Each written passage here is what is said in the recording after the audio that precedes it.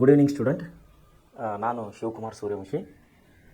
ಈಗ ನಿಮಗೆ ಕನ್ನಡ ಅಧ್ಯಯನ, ಕನ್ನಡ ಪಾಠನ ನಿಮಗೆ ಅಭ್ಯಾಸ ಮಾಡಿಸಲಿಕ್ಕೆ ಬಂದಿದ್ದೇನೆ. ವಿದ್ಯಾರ್ಥಿಗಳೇ, ಈ ನಮ್ಮ ಸಂಸ್ಥೆಯಿಂದ ಅಂದರೆ ಪ್ರೆಸಿಡೆಂಟ್ ಕ್ಲಾಸ್ನಿಂದ ಕೊಡುವಂಥ ನಿಮಗೆ ಈ ಪಾಠವು ಇದಲ್ಲದೆ ಮತ್ತು ಬೇರೆ ಬೇರೆ ಪಾಠಗಳು, ಬೇರೆ ಬೇರೆ ವಿಷಯಗಳು ನಿಮಗೆ ತುಂಬ ಅತಿ ಮುಖ್ಯವಾಗಿವೆ ಅಂತ ಹೇಳೋಕ್ಕೆ ಇನ್ನೊಂದು ಸಾರಿ ಇಷ್ಟಪಡ್ತೀನಿ. ಯಾಕಂದರೆ ಈ ನಮ್ಮ ಸಂಸ್ಥೆಯ ಮುಖ್ಯಸ್ಥರು ಪಡೆಯುವಂಥ ಈ ಪ್ರಯತ್ನಗಳು, ಅದರ ಉದ್ದೇಶ ಏನಾಗಿದೆ ಅಂದರೆ ವಿಶೇಷವಾಗಿ ಗ್ರಾಮೀಣ ಭಾಗದಲ್ಲಿ ಮತ್ತು ಸರ್ಕಾರಿ ಶಾಲೆಯಲ್ಲಿ ಓದುತ್ತಿರುವ ಮಕ್ಕಳಿಗಾಗಿ ಈ ಒಂದು ಕ್ಲಾಸಸ್ಗಳು ನಿಮಗೆ ತುಂಬ ಅನುಕೂಲವಾಗಲಿ ಅಂತ ಒಂದು ಉದ್ದೇಶದಿಂದ ನಮ್ಮ ಸಂಸ್ಥೆಯ ಮುಖ್ಯಸ್ಥರು ಮತ್ತು ನಮ್ಮ ಸಂಸ್ಥೆಯ ಸಿಬ್ಬಂದಿ ಎಲ್ಲರೂ ನಾವು ನಿಮ್ಮ ಸಲುವಾಗಿ ಈ ಒಂದು ಆನ್ಲೈನ್ ಕ್ಲಾಸಸ್ಸನ್ನು ಮಾಡಿದ್ದೇವೆ. ಸೊ ಅದಕ್ಕಾಗಿ ಮಕ್ಕಳೇ, ಇವತ್ತು ನಾವು ಕನ್ನಡ ಭಾಷೆಯ ಬಗ್ಗೆ ಅಭ್ಯಾಸ ಮಾಡಲಿಕ್ಕೆ ಬಂದಿದ್ದೇವೆ. ನಿನ್ನೆವರೆಗೆ ನಾವು ಈ ಪಾಠ ಅಂದರೆ ಎದೆಗೆ ಬಿದ್ದ ಅಕ್ಷರ, ಎದೆಗೆ ಬಿದ್ದ ಅಕ್ಷರ, ನಾವು ಈ ಪಾಠದ ನಿನ್ನೆ ಲೇಖಕಾರಕರ ಪರಿಚಯ, ಪಾಠದ ಆಶಯ ಮತ್ತು ವ್ಯಾಕರಣಗಳನ್ನು ಕೂಡ ನಾವು ನಿನ್ನೆ ಕ್ಲಾಸಲ್ಲಿ ನಾವು ನೋಡಿದ್ದೇವೆ. ಈಗ ನಾವು ಈ ಪಾಠದ ಸಾರಾಂಶವನ್ನು ನೋಡುವವರಾಗಿದ್ದೇವೆ. ಈ ಪಾಠವನ್ನು ಬರೆದವರು ದೇವನೂರು ಮಹಾದೇವಪ್ಪನವರು. ದೇವನೂರು ಮಹಾದೇವಪ್ಪನವರು ಕರಿತೀವಿ. ದೇವನೂರು ಮಹಾದೇವ ಇವರ ಬಗ್ಗೆ, ಇವರ ಸಾಹಿತ್ಯಿಕ ಸೇವೆಗಳ ಬಗ್ಗೆ, ಕನ್ನಡದ ಸಾಹಿತ್ಯದ ಬೆಳವಣಿಗೆಗೆ ಇವರು ಕೊಟ್ಟಂಥ ಕೊಡುಗೆ ನಾವು ನಿನ್ನೆ ಅಭ್ಯಾಸದಲ್ಲಿ ನೋಡಿದ್ದೇವೆ. ಇವರು ಬರೆದಂಥ ಕಾದಂಬರಿಗಳು, ಇವರು ಬರೆದಂಥ ಕೃತಿಗಳು, ಇವರಿಗೆ ಸರ್ಕಾರದಿಂದ ಕೊಡಲ್ಪಡುವಂಥ ಎಲ್ಲ ಬಹುಮಾನಗಳು ಅಂದರೆ ಪಾರಿತೋಷಕಗಳು ಮತ್ತು ಬಿರುದುಗಳು, ನಾವು ನಿನ್ನೆ ಪ್ರಶಸ್ತಿಗಳು ಕೂಡ ನಾವು ನಿನ್ನೆ ನೋಡಿದೆ. ವಿಶೇಷವಾಗಿ ಕೇಂದ್ರ ಸಾಹಿತ್ಯ ಅಕಾಡೆಮಿ ಪ್ರಶಸ್ತಿ ಸಿಕ್ಕಿದೆ ಮತ್ತು ರಾಜ್ಯೋತ್ಸವ ಪ್ರಶಸ್ತಿ ಕೂಡ ನೀಡಿ ಸರ್ಕಾರ ಇವರನ್ನು ಸನ್ಮಾನಿಸಿದೆ. ಯಾಕಂದರೆ ಇವರು ಕನ್ನಡದ ಭಾಷೆ ಉಳಿವಿಗಾಗಿ, ಕನ್ನಡದ ಭಾಷೆ ಅಭಿವೃದ್ಧಿಗಾಗಿ ಇವರು ಕೊಟ್ಟಂಥ ಸೇವೆಯನ್ನು ಕರ್ನಾಟಕ ಸರ್ಕಾರ ಇವರನ್ನು ಪರಿಗಣಿಸಿದೆ ಅಂಥೇಳಿ ನಾವು ಹೇಳ್ತಾ ಇದ್ದೀವಿ. ಸೊ ಈಗ ಎದೆಗೆ ಬಿದ್ದ ಅಕ್ಷರದ ಬಗ್ಗೆ ನಾವು ವಿವರಣೆಯನ್ನು ನೋಡುವರಾಗಿದ್ದೇವೆ. ಏನೆಂದರೆ ಯಾಕೆ ಈ ಪಾಠವನ್ನು ಲೇಖಕರ ತಲೆಯಲ್ಲಿ ಬಂತು, ಈ ಪಾಠವನ್ನು ಬರೀಬೇಕಂತೇಳಿ ಲೇಖಕರ ತಲೆ ಯಾಕೆ ಬಂತು, ಏನವರ ಉದ್ದೇಶವಾಗಿತ್ತು, ಅವರ ಆಲೋಚನೆ ಏನಿದೆ ಅನ್ನೋಂಥ ವಿಷಯಗಳನ್ನು ನಾವು ನೋಡೋಣ. ಸೊ ವಿದ್ಯಾರ್ಥಿಗಳೇ, ಶಿಕ್ಷಣ, ವಿಜ್ಞಾನ, ನಗರೀಕರಣದ ಪ್ರಭಾವದಿಂದ ವೈಚಾರಿಕ ಚಿಂತನೆ ತೀವ್ರವಾಗಿದೆ. ನೋಡಿ, ಇಲ್ಲಿ ಯಾವುದರ ಒಂದು ಪ್ರಭಾವದಿಂದ ಆಗಿದೆ? ವೈಚಾರಿಕ ಚಿಂತನೆ ಜಾಸ್ತಿ ಆಗಿದೆ. ಒಂದು ಶಿಕ್ಷಣ, ಎರಡನೇದು ವಿಜ್ಞಾನ. ಸೊ ಇದನ್ನೇ ನಾವೇನಂತೀವಿ, ನಾವು ಇಂಗ್ಲೀಷ್ನಲ್ಲಿ ಸೈನ್ಸ್ ಅಂತ ಹೇಳ್ತೀವಿ. Science and education.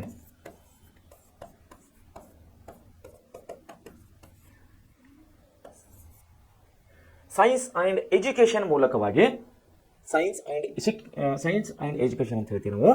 ಕನ್ನಡದಲ್ಲಿ ಇದನ್ನು ಶಿಕ್ಷಣ ಮತ್ತು ವಿಜ್ಞಾನೀಕರಣ ಮತ್ತು ನಗರೀಕರಣ ಅಂತ ಹೇಳ್ತೀವಿ ನಾವು. ಸೊ ಈ ಮೂರುಗಳ ಪ್ರಭಾವದಿಂದ ಏನಾಗಿದೆ ಮನುಷ್ಯನಿಗಂದ್ರೆ ವೈಚಾರಿಕ ಚಿಂತನೆಯನ್ನು ಜಾಸ್ತಿ ಆಗ್ತಾ ಇದೆ. ಅಸಾಮಾನ್ಯತೆ ವಿರುದ್ಧ ದನಿ ಎತ್ತುವ ಪರಿಸ್ಥಿತಿಯಲ್ಲಿ ನಿರ್ಮಾಣವಾಗಿದೆ. ಸಾಮಾಜಿಕ ಸಾಮರಸ್ಯಕ್ಕೆ ಮೊದಲನೇದು ಅಡ್ಡಿ ಮೌಢ್ಯವಾಗಿದೆ. ನೋಡಿ, ಏನಾಗಿದೆ? ಸಾಮಾಜಿಕ ಸಾಮರಸ್ಯಕ್ಕೆ ಏನಾಗ್ತದೆ ಅಂದರೆ ಮೊದಲನೇದಾಗಿ ಮೌಢ್ಯ ಅನ್ನೋದೇ ಒಂದು ಅಡ್ಡಿ ಆಗ್ತಾ ಇದೆ. ಮೌಢ್ಯ ಅನ್ನೋದು ಅಡ್ಡಿ ಆಗ್ತಾ ಇದೆ. ಮೌಢ್ಯ ಮರೆ ಆಗುವವರಿಗೆ ಸಾಮರಸ್ಯ ಎಂಬುದನ್ನು ಕನಸಾಗಿಯೇ ಉಳುತ್ತದೆ. ಎಲ್ಲಿವರೆಗೆ ಮೌಢ್ಯತನ ಹೋಗೋದಿಲ್ಲ, ಎಲ್ಲಿವರೆಗೆ ಮೂಢನಂಬಿಕೆಗಳನ್ನು ಹೋಗೋದಿಲ್ಲ, ಅಲ್ಲಿವರೆಗೆ ಸಾಮರಸ್ಯ ಅನ್ನೋದು ಮನುಷ್ಯರಲ್ಲಿ ಬರುವುದಿಲ್ಲ ಅಂಥೇಳಿ ಲೇಖಕರಲ್ಲಿ ಹೇಳ್ತಾ ಇದ್ದಾರೆ. ವಚನಕಾರರ ಸಂದೇಶಗಳು ನಾವು ನಡೆನುಡಿಗಳಲ್ಲಿ ಅನ್ವಯಿಸಿಕೊಂಡು, ಅರಿವು ಮೂಡಿಸಿಕೊಂಡು, ದ್ವೇಷ ಅಸೂಯೆಗಳನ್ನು ತೊರೆದು ಸಮಷ್ಟಿಯ ಒಳಿತಿಗಾಗಿ ಸಾಮರಸ್ಯದ ನೆಲೆಯಲ್ಲಿ ಬದುಕನ್ನು ರೂಪಿಸಿಕೊಂಡಲ್ಲಿ ಸಮಾಜದ ಸ್ವಾಸ್ಥ್ಯ ಸ್ಥಿರಗೊಳ್ಳಬಹುದೆಂದು ಇಲ್ಲಿನ ಆಶಯ ಆಗಿದೆ. ಸೊ ಏನಾಗಿದೆ ಅಂದರೆ ಇಲ್ಲೇನಾಗಿದೆ, ವಚನಕಾರರ ಸಂದೇಶಗಳು. ನೋಡಿ, ವಚನಕಾರರ ಸಂದೇಶಗಳ ಮೇಲೆ ನಾವು ಬಸವಣ್ಣನವರ ವಚನಕ್ಕೆ ಬರುವವರಾಗಿದ್ದೇವೆ. ಬಸವಣ್ಣವರ ವಚನಕ್ಕೆ ಬಂದಾಗ ಅವರು ಒಂದು ವಚನವನ್ನು ಹೇಳ್ತಾರೆ. ಏನಂದರೆ, ದಯವಿಲ್ಲದ ಧರ್ಮದ ಯಾವುದಯ, ದಯವಿಲ್ಲದ ಧರ್ಮ ಯಾವುದಯ, ದಯವೇ ಬೇಕು ಸಕಲ ಪ್ರಾಣಿಗಳಲ್ಲಿ. ನೋಡಿ, ಎಷ್ಟು ಒಂದು ಒಳ್ಳೆಯ ಒಂದು ವಚನವನ್ನು ಹೇಳಿದ್ದಾರೆ. ದಯವಿಲ್ಲದ ಧರ್ಮ ಯಾವುದಯ, ದಯವೇ ಬೇಕು ಸಕಲ ಪ್ರಾಣಿಗಳಲ್ಲಿ. ದಯವೇ ಧರ್ಮ ಅಂತ ಹೇಳಿದ್ದಾರೆ. ಸೊ ಇಲ್ಲಿ ಹೇಳೋ ಉದ್ದೇಶ ಏನಂದರೆ, ಮನುಷ್ಯನಿಗೆ ಫಸ್ಟ್ ಏನು ಬೇಕು? ಅವನಿಗೆ ದಯ ಬೇಕು. ಮೊದಲನೇದಾಗಿ ಅವನ ಹತ್ರ ದಯವೇ ಇಲ್ಲ ಅಂದಮೇಲೆ ಧರ್ಮ ಯಾಕೆ ಬೇಕು? ಅದಕ್ಕೆ ಹೇಳ್ತಾರೆ, ದಯವಿಲ್ಲದ ಧರ್ಮ ಯಾವುದಯ? ದಯ ಬೇಕು ಸಕಲ ಪ್ರಾಣಿಗಳಲ್ಲಿ. ಒಂದು ವೇಳೆ ಆ ಪ್ರಾಣಿಗಳಲ್ಲಿ ದಯ ಇಲ್ಲ ಅಂದರೆ ನಾವುಗಳು ಏನಾಗ್ತೇವೆ? ಕಾಡು ಪ್ರಾಣಿ ಆಗ್ತೀವಿ. ಕಾಡು ಪ್ರಾಣಿಗೆ ಮನುಷ್ಯನಿಗೆ ತುಂಬ ವ್ಯತ್ಯಾಸ ಇದೆ. ಯಾಕಂದರೆ ಮನುಷ್ಯನಿಗೆ ತಿಳುವಳಿಕೆ ಶಕ್ತಿ ಇದೆ, ಬುದ್ಧಿ ಶಕ್ತಿ ಇದೆ. ಆದರೆ ಕಾಡು ಪ್ರಾಣಿಗೆ ಬುದ್ಧಿ ಇದೆ, ಆದರೆ ತಿಳುವಳಿಕೆ ಶಕ್ತಿ ಇದೆ, ಕಡಿಮೆ ಇದೆ. ಅದರಿಂದಾಗಿ ಇಲ್ಲಿ ಲೇಖಕರು ಏನು ಹೇಳ್ತಾ ಇದ್ದಾರೆ ಅಂದರೆ, ವಚನಕಾರರ ಸಂದೇಶಗಳನ್ನು ನಾವು ನಡೆನುಡಿಗಳಲ್ಲಿ ಅನ್ವಯಿಸಿಕೊಂಡಾಗ, ವಚನಕಾರರ ಸಂದೇಶಗಳನ್ನು ನಾವು ನಮ್ಮ ನಡೆನುಡಿಗಳಲ್ಲಿ, ನಮ್ಮ ದಿನನಿತ್ಯದ ಆಗು ಹೋಗುಗಳಲ್ಲಿ, ನಮ್ಮ ದಿನನಿತ್ಯದ ಬಳಕೆಯಲ್ಲಿ ನಾವು ಬಳಸಿಕೊಂಡಾಗ ನಾವು ಸಮಾಜದಲ್ಲಿ ಸಾಮರಸ್ಯವನ್ನು ತರಬಹುದು, ಏಕತೆಯನ್ನು ತರಬಹುದು, ಪ್ರೀತಿ ಪ್ರೇಮವನ್ನು ತರಬಹುದು ಅಂಥೇಳಿ ಇಲ್ಲಿ ದೇವನೂರು ಮಹಾದೇವಪ್ಪನವರು ಹೇಳ್ತಾ ಇದ್ದಾರೆ. ಮುಂದೆ ಏನು ಹೇಳ್ತಾರೆ ಇಲ್ಲಿ, ಅರಿವು ಮುಣಿಸಿಕೊಂಡು, ಅರಿವು ಬೇಕ್ರಿ ಮನುಷ್ಯಗೆ, ಅರಿವು ಇಲ್ಲಾಂದ್ರೆ ಏನು ಮಾಡೋಕ್ಕಾಗಲ್ಲ. ಅದಕ್ಕಾಗಿ ಹೇಳ್ತಾರೆ, ಹಿರಿಯರು ಹೇಳ್ತಾರೆ, ನಿನಗೆ ಅರಿವು ಆಯ್ತಲ್ಲಪ್ಪ ಅಂತ ಹೇಳ್ತಾರೆ. ಅರಿವು, ಮನುಷ್ಯನಿಗೆ ಅರಿವು ಅನ್ನೋದು ಬೇಕು. ದ್ವೇಷ ಅಸೂಯೆಗಳನ್ನು ತೊರೆದು, ನಮ್ಮಲ್ಲಿರುವಂಥ ಎಲ್ಲ ದ್ವೇಷಗಳನ್ನು ತೊರೆದು, ಎಲ್ಲ ಅಸೂಯೆಗಳನ್ನು ಎಲ್ಲ ಬದಿಗೊತ್ತಿ, ಸಮಷ್ಟಿಯ ಒಳಿತಿಗಾಗಿ, ಸಮಾಜದ ಒಳಿತಿಗಾಗಿ, ಸಾಮರಸ್ಯದ ನೆಲೆಯಲ್ಲಿ ಬದುಕನ್ನು ರೂಪಿಸಿಕೊಂಡಲ್ಲಿ ಸಮಾಜದ ಸ್ವಾಸ್ಥ್ಯವನ್ನು ನಾವು ಸ್ಥಿರವಾಗಿಡಬಹುದು ಅಂತೇಳಿ ಇಲ್ಲಿ ವಚನಕಾರ ಕೂಡ ಹೇಳಿದ್ದಾರೆ. ಇಲ್ಲಿ ನಮ್ಮ ಲೇಖಕರು ಕೂಡ ಅದನ್ನೇ ಹೇಳ್ತಾ ಇದ್ದಾರೆ, ದೇವನೂರು ಮಹಾದೇವಪ್ಪನವರು. ಮುಂದೆ ಏನು ಹೇಳ್ತಾ ಇದ್ದಾರೆ ಅಂದರೆ, ಭೂಮಿಗೆ ಬಿದ್ದ ಬೀಜ ನೋಡ್ರಿ, ಭೂಮಿಗೆ ಬಿದ್ದ ಬೀಜ, ಎದೆಗೆ ಬಿದ್ದ ಅಕ್ಷರ ಇಂದಲ್ಲ ನಾಳೆ ಫಲ ಕೊಡುವುದು. ಭೂಮಿಗೆ ಬಿದ್ದ ಬೀಜ, ಎದೆಗೆ ಬಿದ್ದ ಅಕ್ಷರ ಇವತ್ತು ಇಲ್ಲ, ನಾಳೆ ಒಂದು ದಿವಸ ಫಲ ಕೊಡುತ್ತದೆ ಅಂಥೇಳಿ ನಮ್ಮ ಲೇಖಕರಿಗೆ ಒತ್ತಿ ಒತ್ತಿ ನಮಗೆ ಹೇಳ್ತಾ ಇದ್ದಾರೆ. ಸೊ ಅವರ ಉದ್ದೇಶ ಏನಾಗಿದೆ ಅಂದರೆ, ಬೀಜವು ಯಾವತ್ತೂ ವೇಸ್ಟ್ ಆಗೋದಿಲ್ಲ, ನಾಶವಾಗುವುದಿಲ್ಲ ಅಥವಾ ಹಾಳು ಆಗೋದಿಲ್ಲ ಅಂಥೇಳಿ ಅವರು ಹೇಳುವಂಥ ಉದ್ದೇಶವಾಗಿದೆ.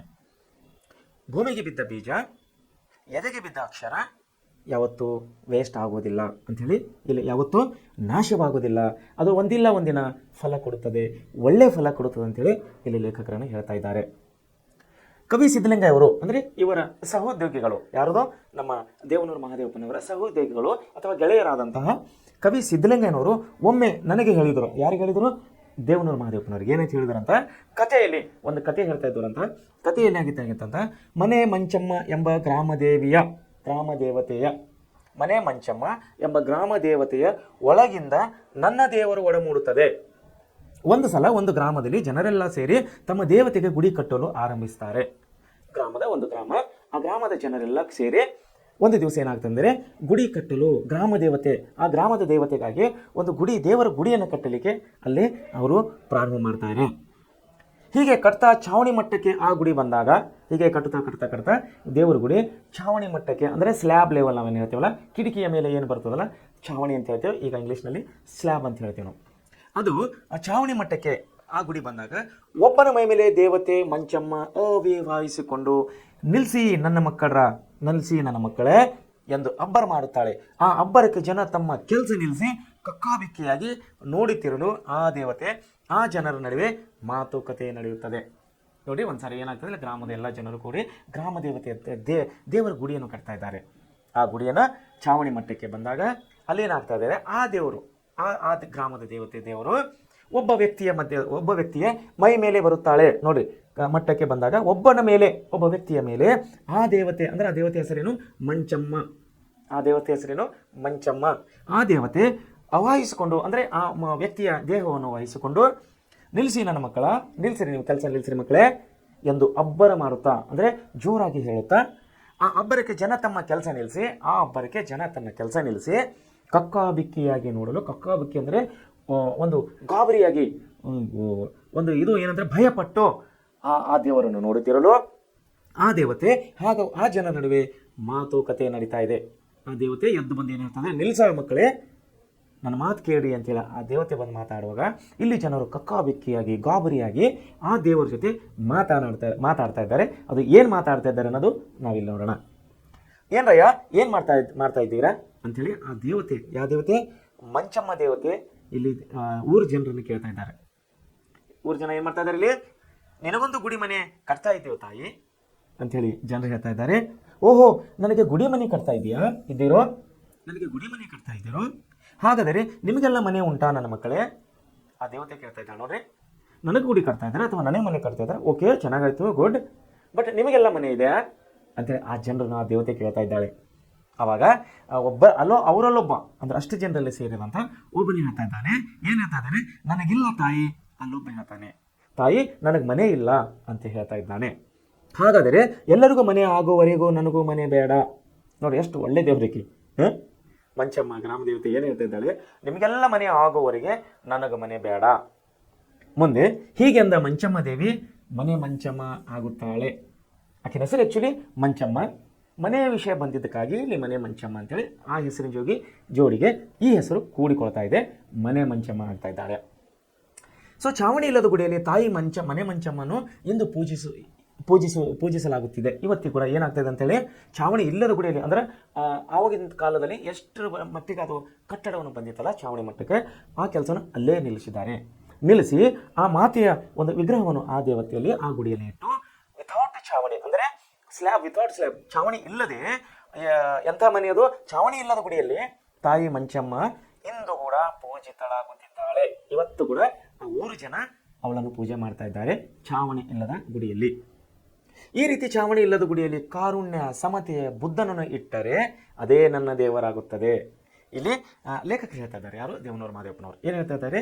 ಈ ರೀತಿ ಚಾವಣಿಯಲ್ಲಿ ಅಂದರೆ ಚಾವಣಿ ಇಲ್ಲದ ಗುಡಿಯೊಳಗೆ ಕಾರುಣ್ಯ ಅಂದರೆ ಕರುಣೆ. ನೋಡ್ರಿ, ಕಾರುಣ್ಯ ಅಂದರೆ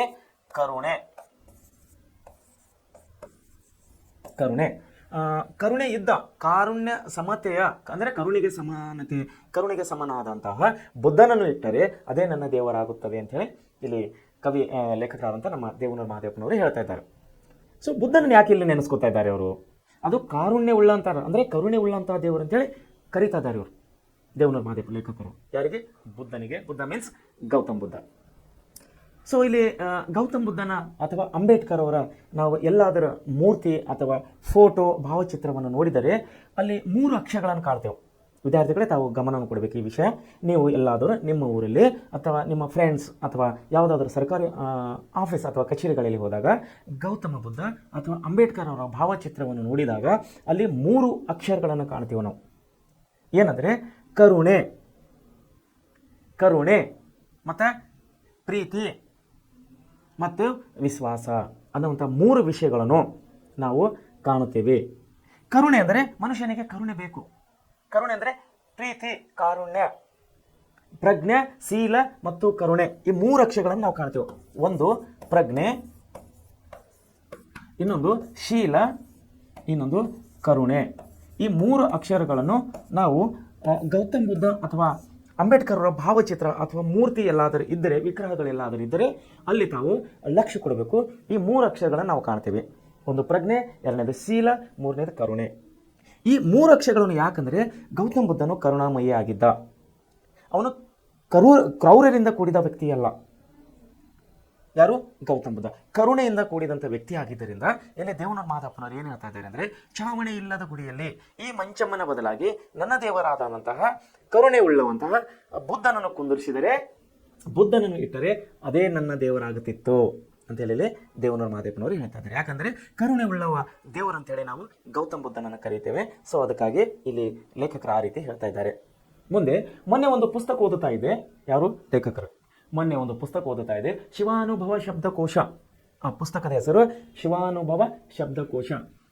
ಪುಸ್ತಕದ ಹೆಸರು ಹಳಕಟ್ಟಿಯವರು ಬರೆದ ಪುಸ್ತಕ ಅದು. ಆ ಹಳಕಟ್ಟಿಯವರು ನಿಮಗೆ ಬಹುಶಃ ಗೊತ್ತಿರ್ಬೇಕು ಅನ್ಕೋತೀನಿ. ಗೊತ್ತಿದ್ದರೆ ಒಳ್ಳೆಯದಾಯಿತು, ಇಲ್ಲ ಅಂದರೆ ತಾವು ನೆನಪು ಮಾಡಿಕೊಡ್ರಿ. ಹಳಕಟ್ಟಿಯವರು ಗದಗ ಜಿಲ್ಲೆಯವರು ಇವರು. ಅವರು ಹಳೆಗನ್ನಡ ಭಾಷೆಯಲ್ಲಿ ಅಂದರೆ ಹಳೆಗನ್ನಡದಲ್ಲಿ ಕನ್ನಡ ಸಾಹಿತ್ಯಕ್ಕೆ ಪಿ ಬಿ ಹಳಕಟ್ಟಿ, ಬಹುಶಃ ಅವರ ಹೆಸರು ಪಿ ಬಿ ಹಳಕಟ್ಟಿ ಅನ್ಕೋತೀನಿ. ಅವರು ಸಾಹಿತ್ಯ ಮುದ್ರಣ, ಅವರ ಸಾಹಿತ್ಯ ಕ್ಷೇತ್ರಕ್ಕೆ ಅಂದರೆ ವಿಶೇಷವಾಗಿ ನಮ್ಮ ಕನ್ನಡ ಸಾಹಿತ್ಯ ಕ್ಷೇತ್ರಕ್ಕೆ ಕೊಟ್ಟಂತಹ ಸೇವೆ, ಸಲ್ಲಿಸಿದಂಥ ಸೇವೆ ಅಷ್ಟಿಷ್ಟಲ್ಲ. ಅವರ ಬಗ್ಗೆ ಎಷ್ಟು ಓದಿದ್ರು ಕೂಡ ಕಡಿಮೆ ಇದೆ. ಅವ್ರ ಬಗ್ಗೆ ನಾನು ಇನ್ನೊಂದು ಸಾರಿ ಮುಂದೆ ಯಾವಾಗ ಅವಕಾಶ ಸಿಕ್ಕಿದ್ರೆ ಅವ್ರ ಬಗ್ಗೆ ನಾನು ನಿಮಗೆ ಹೇಳಿಕೊಡ್ತೇನೆ. ತುಂಬ ಮುಖ್ಯವಾದಂಥ ವಿಷಯ ಪಿ ಬಿ ಹಳಕಟ್ಟಿಯವರು. ಸೊ ಇಲ್ಲಿ ಏನಾಗಿದೆ, ದೇವನೂರು ಮಹಾದೇವಪ್ಪನವರು ಒಂದಿನ ಪುಸ್ತಕ ಓದ್ತಾ ಕೂಡ್ತಿದ್ರಂತ. ಪುಸ್ತಕದ ಹೆಸರು ಶಿವಾನುಭವ ಶಬ್ದಕೋಶ. ಆ ಶಿವಾನುಭವ ಶಬ್ದಕೋಶ ಪುಸ್ತಕವನ್ನು ಬರೆದವರು ಯಾರಂದರೆ ನಮ್ಮ ಹಳಕಟ್ಟಿಯವರು ಅಂತ. ಅರಿವು ಜ್ಞಾನ ಬಗ್ಗೆ ಅವರು ಹೇಳಿರೋದನ್ನು ನೋಡಿ ಅರಿವು ಮತ್ತು ಜ್ಞಾನ. ನೋಡಿ, ಒಂದು ಅರಿವು, ಇನ್ನೊಂದು ಜ್ಞಾನ. ಈ ಎರಡು ವಿಷಯದ ಬಗ್ಗೆ ಆ ಬುಕ್ನಲ್ಲಿ ಇತ್ತಂತ. ಅರಿವು ಮತ್ತು ಜ್ಞಾನದ ಬಗ್ಗೆ ಆ ಪುಸ್ತಕದಲ್ಲಿ ಇತ್ತಂತ. ಯಾವುದು? ಶಿವಾನುಭವ ಶಬ್ದಕೋಶ. ನೋಡ್ರಿ, ಅರಿವು ಮತ್ತು ಜ್ಞಾನದ ಬಗ್ಗೆ ಅವರು ಹೇಳೋದು ನೋಡಿ ನನಗೆ ಸುಸ್ತಾಗೋಯ್ತು. ವಚನಕಾರರ ದೃಷ್ಟಿಯಲ್ಲಿ ಅರಿವು ಎಂದರೆ ತನ್ನಷ್ಟಕ್ಕೆ ತಾನು ಇರುವ ಕೇವಲ ತಿಳುವಳಿಕೆ.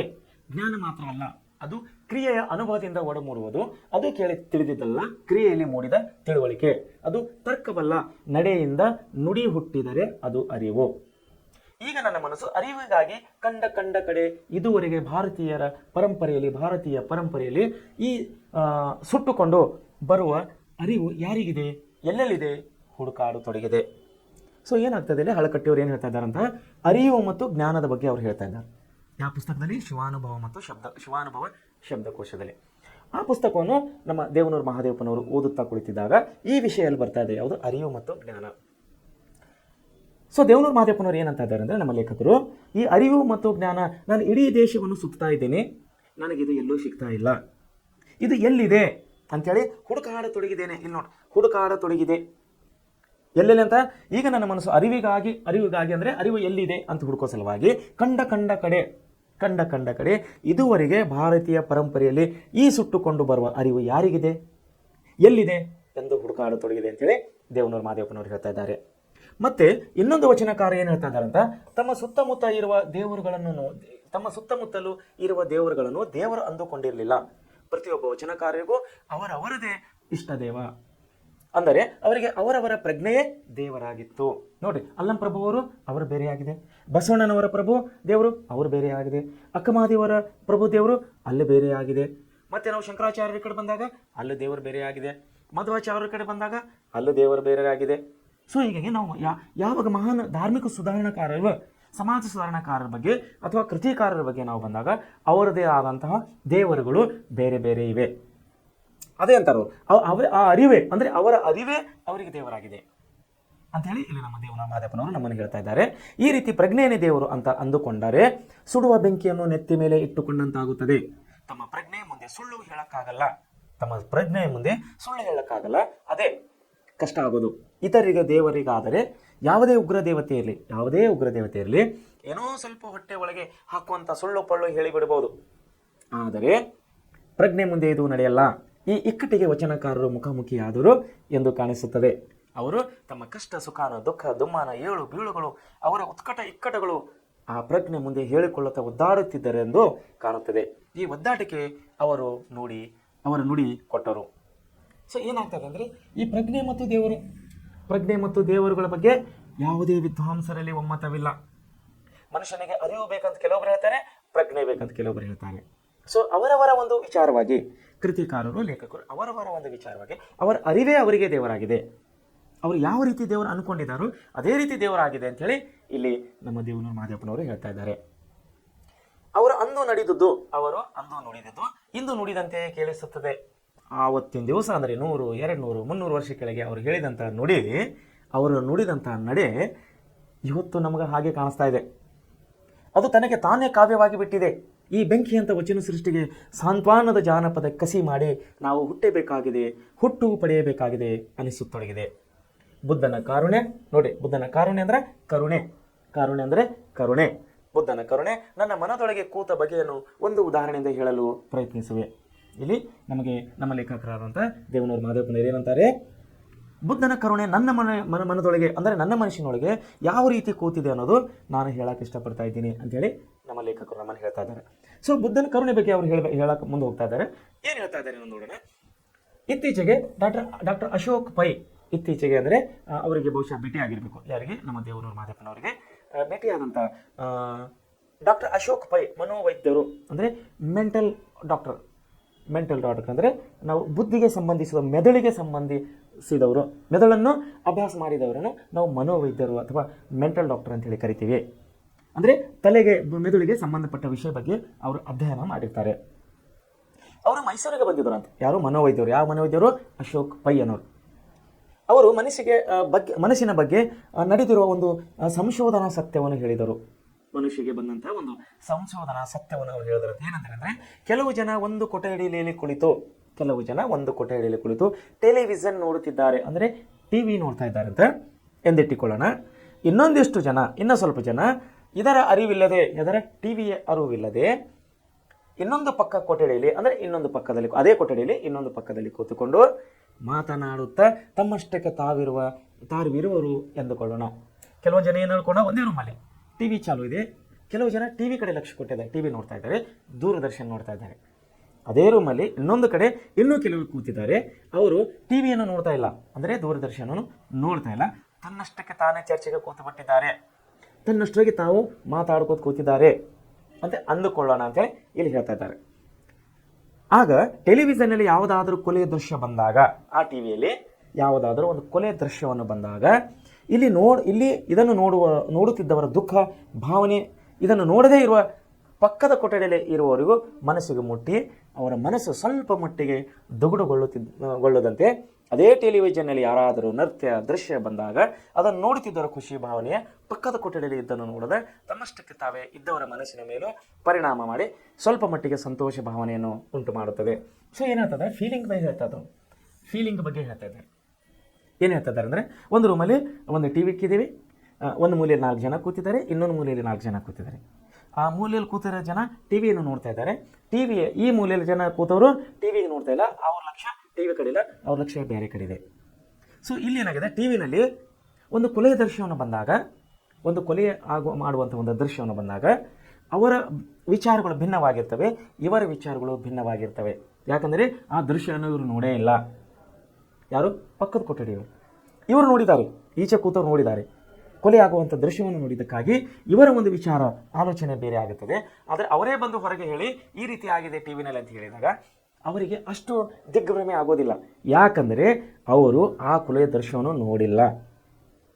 ಮುಂದೆ ನೋಡ್ರಿ, ಈ ನಿಜ ಏನನ್ನು ಹೇಳುತ್ತದೆ, ಈ ನಿಜಾಂಶವನ್ನು ಟಿ ವಿ ದರ್ಶನ ಏನು ಹೇಳುತ್ತದೆ ಅಂದಾಗ, ಯಾವ ಜೀವಿಯು ತನ್ನಷ್ಟಕ್ಕೆ ತಾನಿಲ್ಲ ಎಂದು ಹೇಳುತ್ತದೆ. ಯಾವ ಜೀವಿಯು ತನ್ನಷ್ಟಕ್ಕೆ ತಾನು ಇಲ್ಲ ಅಂತ ಹೇಳ್ತಾ ಇದೆ.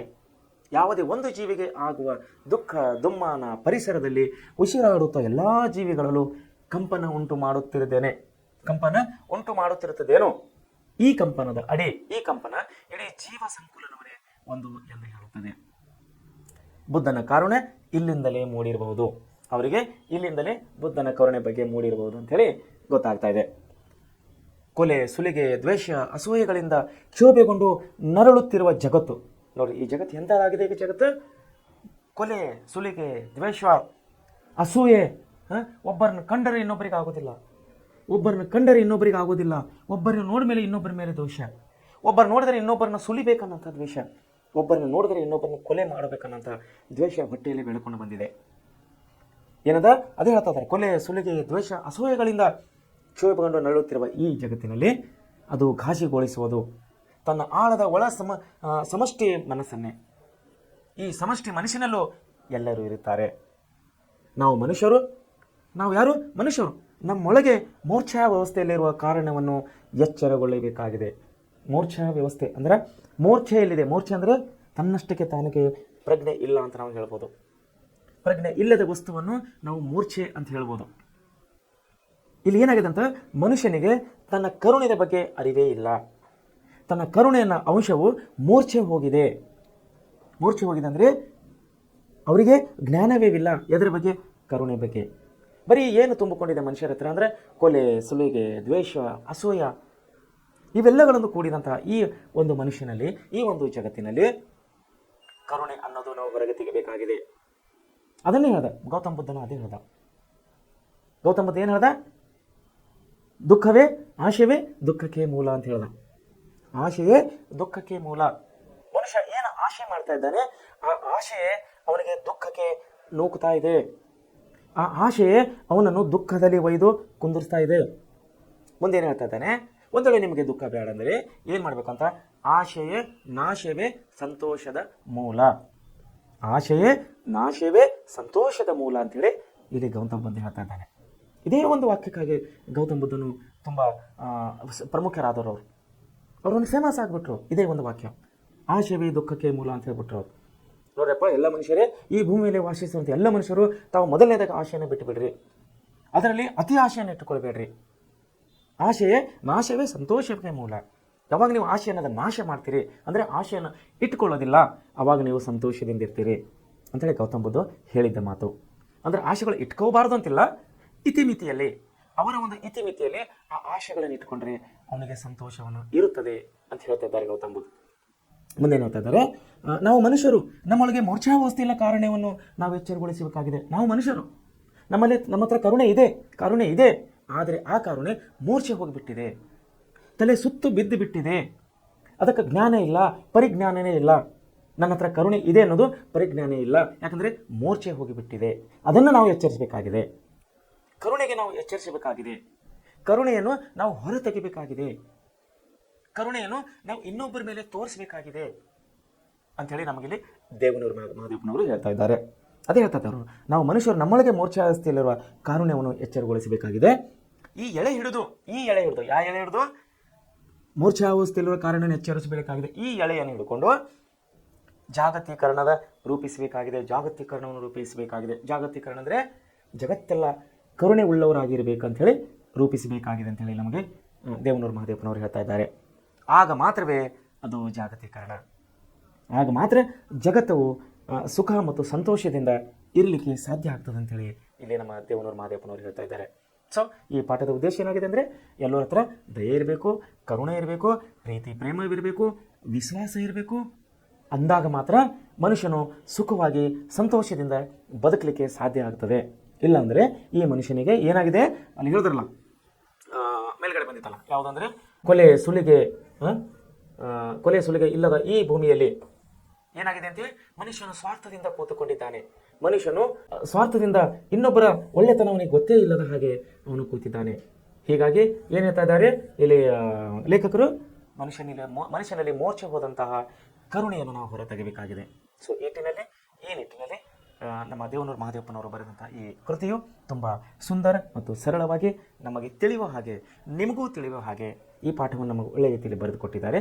ಇದರ ಮುಖ್ಯ ಉದ್ದೇಶವಾಗಿ ನಮ್ಮಲ್ಲಿದ್ದಂಥ ಕರುಣೆಯನ್ನು ನಾವು ಹೊರಗೆ ತೆಗಿಬೇಕಾಗಿದೆ, ಅದು ಇನ್ನೊಬ್ಬರ ಮೇಲೆ ತೋರಿಸಬೇಕಾಗಿದೆ. ಅಂದರೆ ಎಲ್ಲರೂ ಒಬ್ಬರನ್ನೊಬ್ಬರು ಕರುಣೆ, ಪ್ರೀತಿ, ಪ್ರೇಮದಿಂದ ಈ ಸಮಾಜದಲ್ಲಿ, ಈ ಭೂಮಿ ಮೇಲೆ ಬಾಳೆ ಮಾಡಲಿಕ್ಕೆ, ಜೀವನ ಮಾಡಲಿಕ್ಕೆ ಅನುಕೂಲವಾಗುತ್ತದೆ ಅಂಥೇಳಿ ಇಲ್ಲಿ ಕವಿಯ ಆಶೆಯಾಗಿದೆ. ಸೊ ಪ್ರಿಯರೇ, ನಾವೆಲ್ಲರೂ ಎಲ್ಲರ ಜೊತೆಯಲ್ಲಿ ಈ ಸಮಾಜದಲ್ಲಿ, ಈ ಭೂಮಿ ಮೇಲೆ, ಎಲ್ಲರ ಮೇಲೆ ನಾವು ಪ್ರೀತಿ ಪ್ರೇಮದಿಂದ ಜೀವನ ನಡೆಸೋಣ. ಆದಷ್ಟು ಪ್ರಯತ್ನಪಟ್ಟು ಮೂರ್ಛೆಯಲ್ಲಿದ್ದ ಕರುಣೆಯನ್ನು ನಾವು ಎಬ್ಬಿಸೋಣ. ನಾನು ಎಬ್ಬಿಸ್ತೇನೆ, ನೀವು ಎಬ್ಬಿಸ್ರಿ. ಪ್ರೀತಿ ಪ್ರೇಮದಿಂದ ಈ ಭೂಮಿಯನ್ನು, ಈ ಭೂಮಿ ತಾಯಿಯನ್ನು, ಈ ಜೀವನವನ್ನು ಮುಂದೆ ನಡೆಯಲಿ ಅಂತೇಳಿ ನಾನು ಹಾರೈಸ್ತೇನೆ. ಸೊ ನಿಮ್ಮೆಲ್ಲರಿಗೂ ತುಂಬ ಧನ್ಯವಾದಗಳು. ಇಲ್ಲಿಗೆ ಈ ಪಾಠವನ್ನು ಮುಗಿಸ್ತಾ ಇದ್ದೇನೆ.